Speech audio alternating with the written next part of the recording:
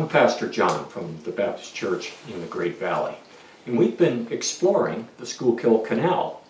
There are many interesting species of birds that live along the canal, and today I'd like to tell you about a little bird that is called the chimney swift. As the name suggests, it likes to live in people's chimneys, but it will also nest in a hollow tree or some other opening that appeals to its instinctive requirements. Here at the canal locks, they like the old stone masonry at the side of the locks, where there are lots of nooks and crannies for it to climb in. Imagine, if you will, a dark, stormy night. How nice it would be to have your nest inside a strong chimney or some sort of stone structure, rather than out on a branch waving around. Unlike so many of the perching birds, the chimney swift has very small feet, which make it difficult for it to perch on a branch. But its feet are excellent for clinging to rocks or to bricks that you might find on the face of a cliff or inside a chimney. In their mouth, these birds have a special salivary gland that produces a glue-like substance that they use to stick their nest to the rocks. In some parts of the world, people will carefully climb up the cliffs to harvest these nests by scraping them off the rocks.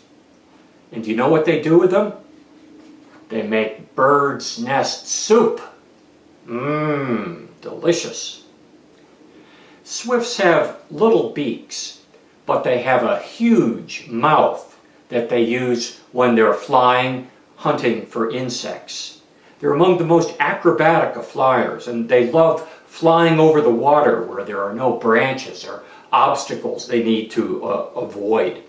It's exciting to sit back and watch them spin and twist and twirl and loop as they catch the insects they eat. They'll fly low over the surface of the water and scoop up a drink without ever stopping.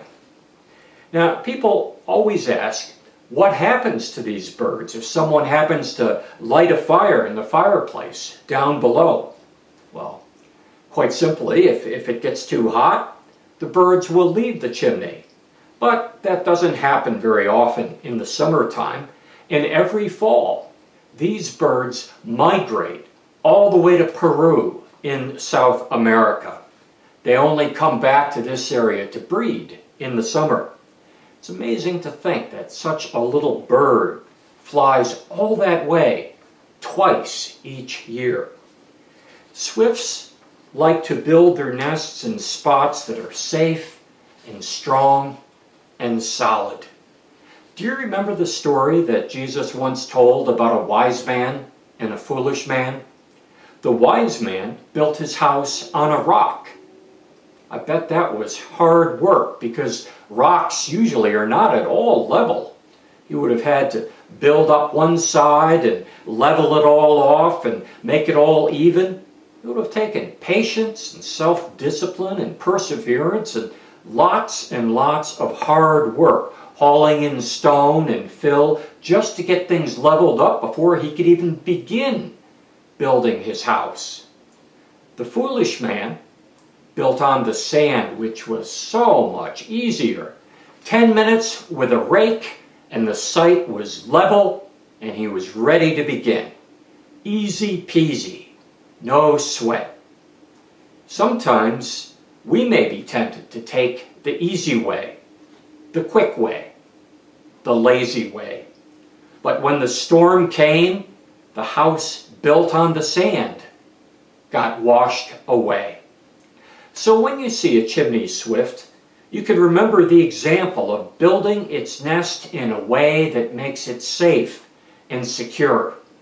And when we have choices to make, we remember that the easy way may not be the best way.